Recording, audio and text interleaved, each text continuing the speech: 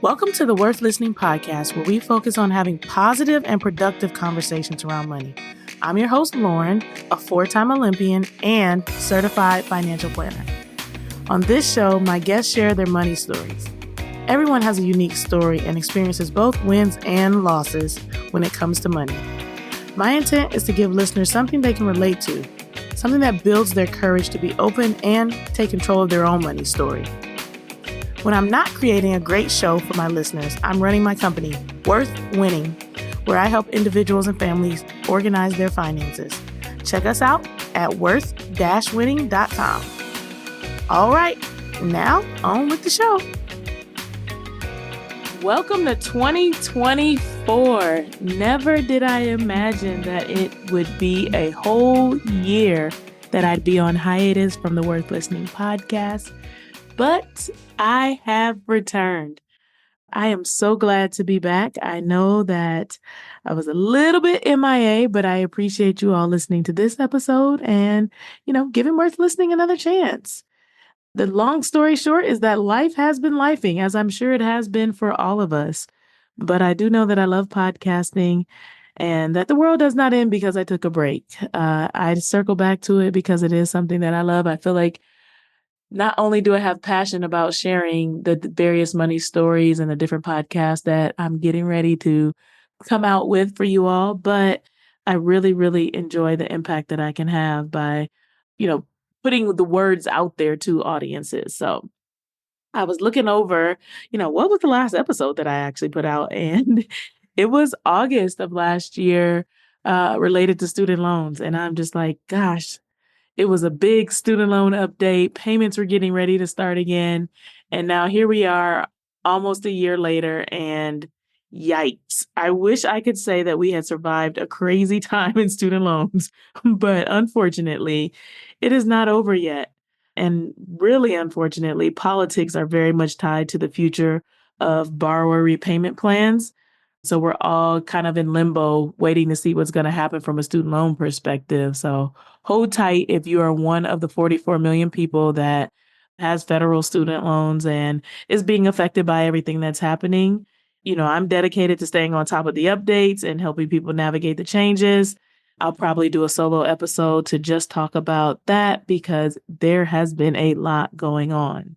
But as I mentioned, there's also been a lot going on in my life. So let me bring you up to speed. I got divorced in July of 2023. In August, I let go of all of my clients. So I was running, for those of you who might be new to this podcast, a traditional kind of wealth management firm where I was doing one-on-one financial planning for about 50 people. It took me from 2016 to 2023 to build that business from nothing to something. Super duper proud of all that I was able to accomplish, the number of people that I was able to help. But ultimately, what I decided was that I wanted to be able to have a bigger impact. And I was starting to feel like I had a full-time job with just 50 clients. Could I continue to grow? Absolutely. But I was going to be limited in the number of people that I could impact, which is kind of, the passion behind me podcasting as well. I want to have as big an impact as possible. And I'll tell you a little bit more about what I've decided to do instead. But step number one, in order to just be able to free up space and energy and time, was to be able to offboard all of my one-on-one clients in August. So yes, I voluntarily took myself down to, zero income after building a business over the course of 8.5 years. And if you're an entrepreneur, you know that being an entrepreneur is a roller coaster. And that one thing we're always longing for is like stability, and that like, we finally made it.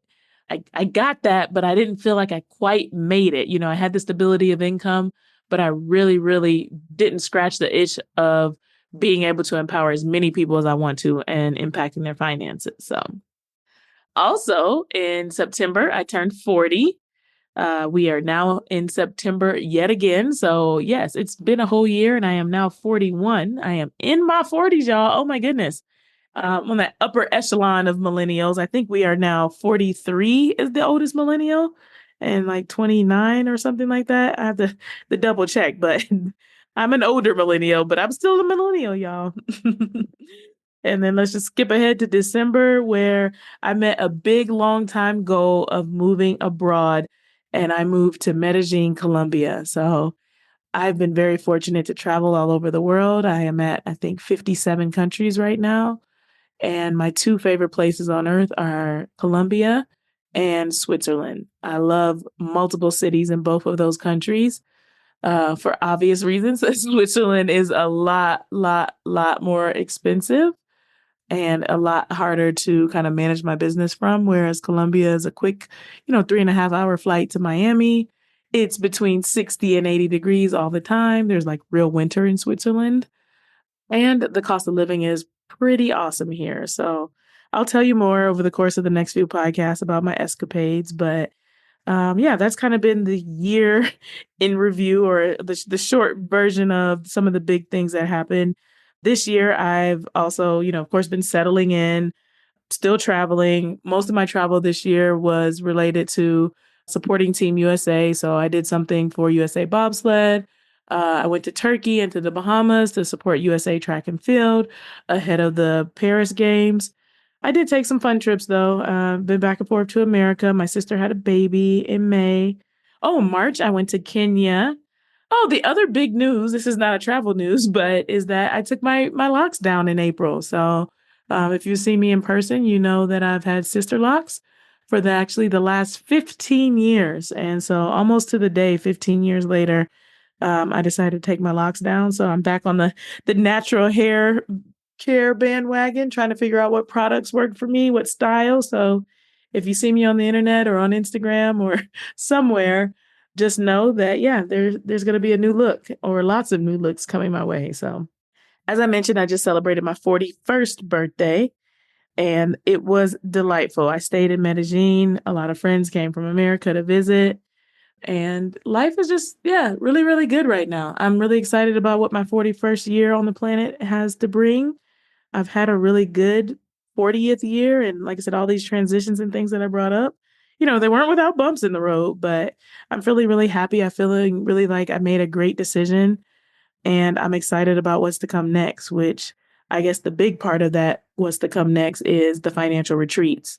So as I mentioned, I, changed my business model. I love financial planning. I love talking about finances. That is the depth and breadth of this podcast. And purpose of it has always been to help people feel more confident about money, because I know how important a tool understanding your finances is. But like I said, I really wanted to be able to expand my reach. And what I would love to do is mix the things that I love most. So travel and finances together. You might have heard, if you've been a long time listener, about some of the retreats I've put on in the past. We've done a few iterations, but I think like ultimately I haven't been able to grow retreats the way that I wanted to because I've been distracted by other projects. So main job now is bringing people to Medellin, Colombia, where I live, this beautiful place that I call home, and teaching them about their finances. So instead of the traditional financial planning model where I felt like I was enabling, my clients, my job was they paid me and I gave them the answers to the test and I kind of did everything that I could for them except for, sign the documents, whatever it was that I couldn't actually do. And now what I really want to do is empower people to take control of their finances. So if you decide to join me in Medellin, Colombia, we're going to walk through a 12-part curriculum that I wrote myself based on my financial knowledge and expertise and all the different experiences I've had with my individual clients. I feel like I've figured out how to bridge the gap between financial coaching and financial planning, because there is a difference between the two things. But people generally need a little bit of both. And when I say that, it's, financial literacy, understanding baseline aspects of your finances, along with financial planning, which are the more complex pieces of the financial puzzle, which a lot of which you can handle on your own, but you might need to enlist the help of a professional. So one of the things that we'll cover over the course of those 12 parts of the curriculum that I wrote is, what does it mean to hire a financial planner? What does it look like to interact with a financial professional? My goal is to empower you to be able to have a baseline financial plan in place. If you come and take yourself out of your environment and spend a week with me in Medellin, Colombia, you should leave with a plan and a really clear understanding of like what you need to do next. And actually, we'll probably try to tackle some of those things while you're here. So to get the ball rolling, get the momentum going. But if in fact, you get to the end of the week and you're like, hey, I learned a lot. I understand a lot, but this is also like way too much for me to handle. There is definitely a need for financial planners in the world. I just don't want to be anybody's one-on-one financial planner. Now you'll be better equipped because I think the one thing about this industry and the one thing that really, made me even want to be a financial planner is that it's really murky. You don't understand what a financial planner is, what they do, what to expect of one. And that's why I really wanted to nail that part down as part of like I said, the 12 parts of the curriculum I'll be covering.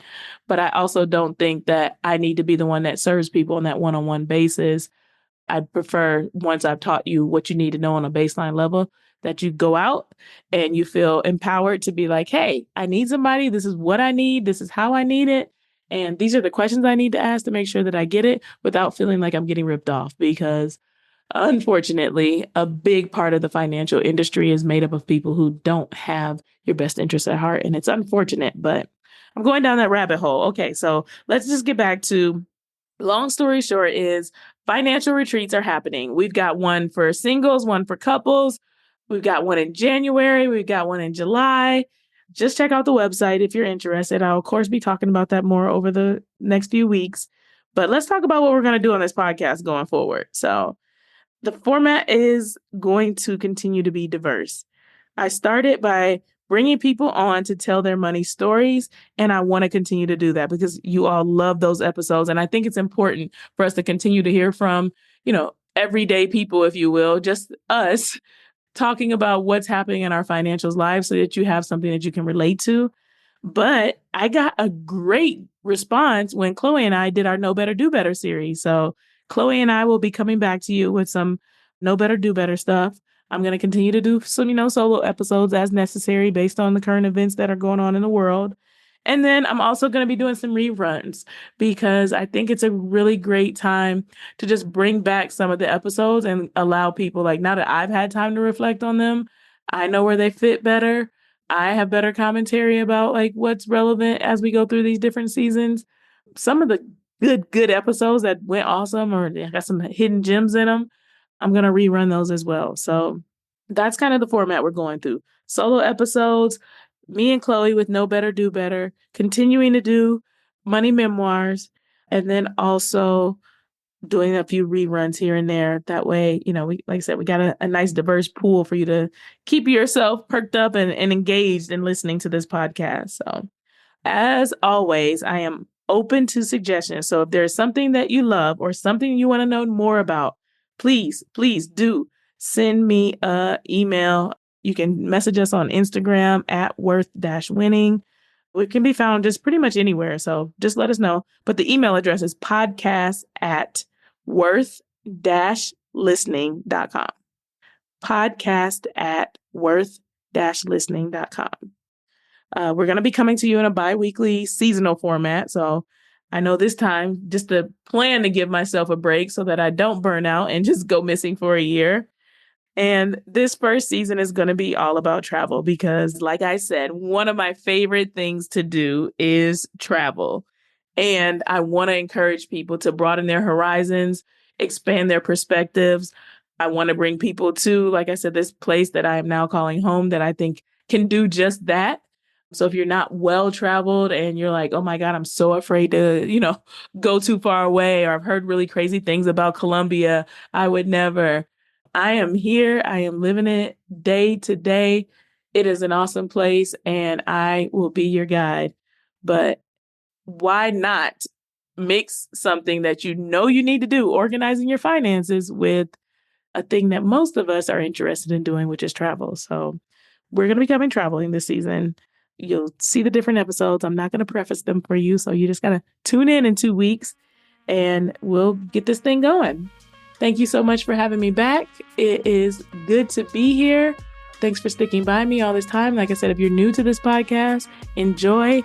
I think the reruns will also benefit you. You might want to just start from episode 1 and try to hurry up and catch up. But if not, I'm going to be bringing you the best of the best with the rerun. So without further ado, let's do this.